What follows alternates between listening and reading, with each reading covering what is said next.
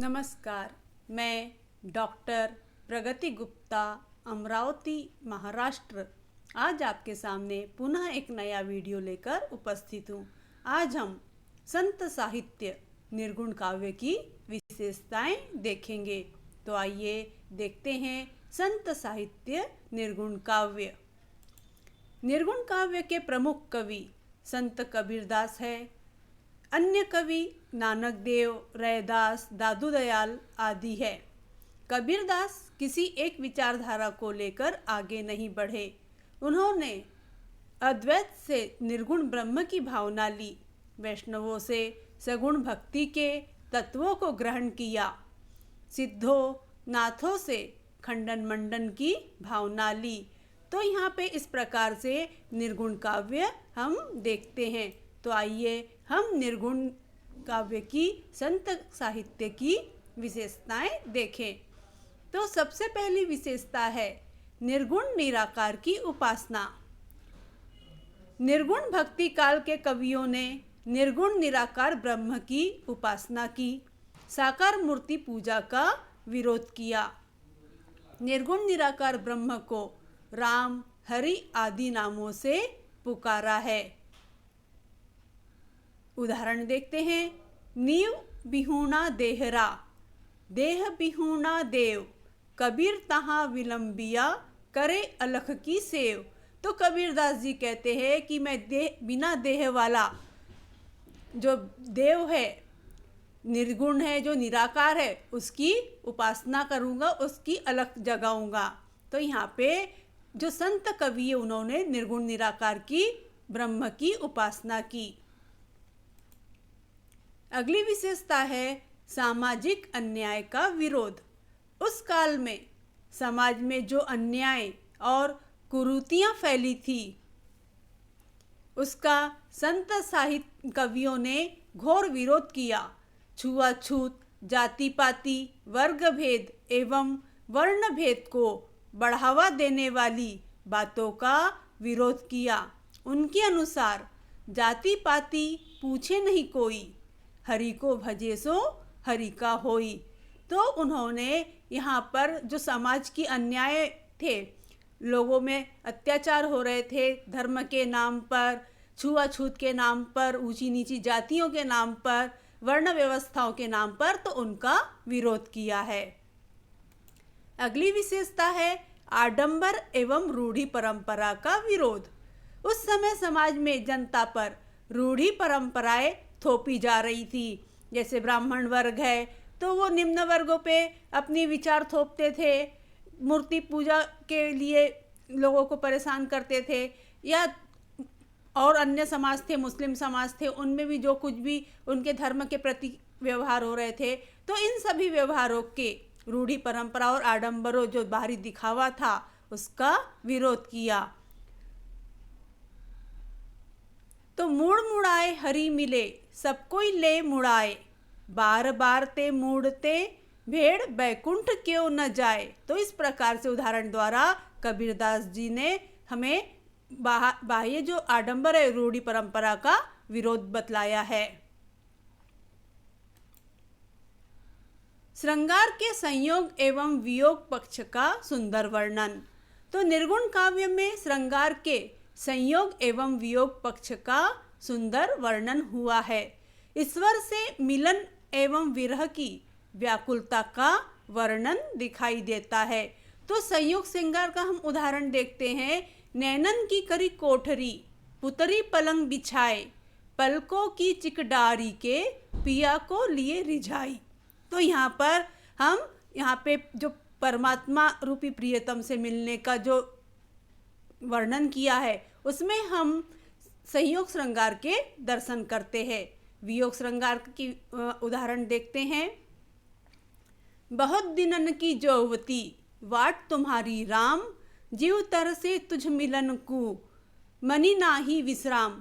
तो यहाँ पर जो जीवात्मा है वो विरणी के रूप में वो कहती, जब तक मुझे परमात्मा रूपी प्रियतम नहीं मिलेंगे तब तक मेरे मन में विश्राम नहीं है।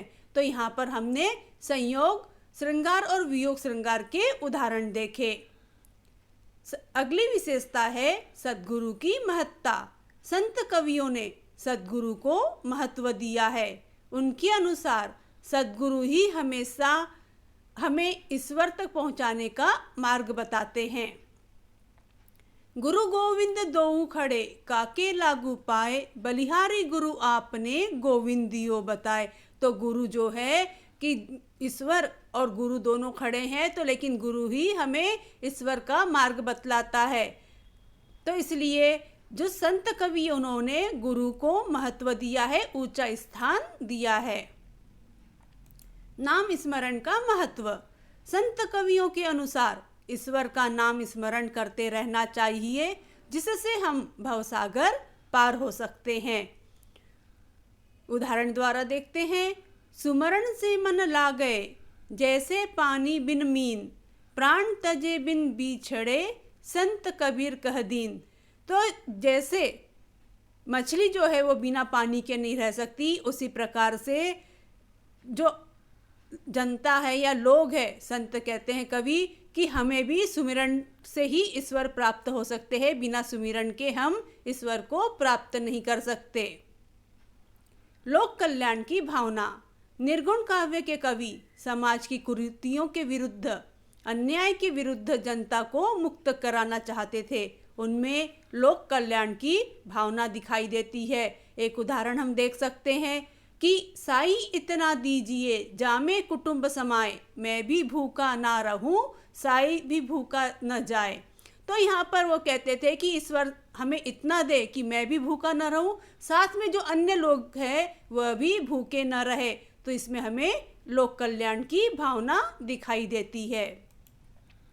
सदुक्कड़ी भाषा का प्रयोग।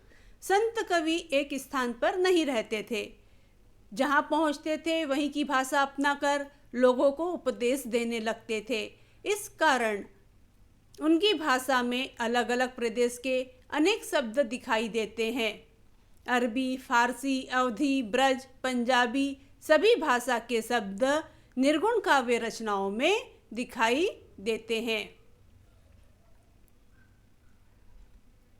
रहस्यवाद का उत्कृष्ट वर्णन। निर्गुण भक्ति काल की अगली जो विशेषता है, रहस्यवाद का उत्कृष्ट वर्णन। निर्गुण भक्ति काल के कवियों ने रहस्यवाद का उत्कृष्ट वर्णन किया है। जीवात्मा परमात्मा को प्राप्त करने के लिए, उसके रहस्य को ढूंढने के लिए खो जाती है और उसी के रंग में रंग जाती है। लाली मेरे लाल की जिद देखूं तित लाल, लाली देखन मैं गई, मैं भी हो गई लाल। तो यहाँ पे जो हम देख रहे हैं कि उस परमात्मा के मिलन में, उस रहस्य को प्राप्त करने में वह जीवात्मा स्वयं उसी में एकाकार हो जाती है। अगली विशेषता है नारी के कामिनी रूप की घोर निंदा। संत कवियों ने नारी के कामिनी रूप की घोर निंदा की है तथा पतिव्रता स्त्री को अच्छा माना है। उनके अनुसार जो कामिनी नारी फंदे के समान अपने जाल में फंसाती है। उदाहरण देखते हैं। कामिनी काली नागिनी, तीनों लोक मंझार, हरि सने ही ऊबरे, विषय खाए झार। जो कामिनी स्त्री है वो काली नागिनी के समान है और तीनों लोकों में व्याप्त है। जो ईश्वर का सच्चा भक्त है, ईश्वर को जो प्यारा है, जो भक्त है उनका, वह इस सब से बच सकता है। अन्यथा जो विषय और कामी लोग हैं उनको वह कामिनी रूपी नागिनी जो है वो गिन गिन कर डसती है। उलटबासियाँ। अगली विशेषता है उलटबासियाँ। संत कवियों ने हठयोग के प्रभाव के कारण उलटबासियों का प्रयोग किया। आध्यात्मिक अनुभूतियों को व्यक्त करने वाली वाणी उलटी प्रतीत होती है। यह किसी गूढ़ अर्थ को प्रकट करती है, उसकी व्याख्या करती है। उदाहरण देखते हैं। गाय नाहर खायो, हरनी खायो चीता।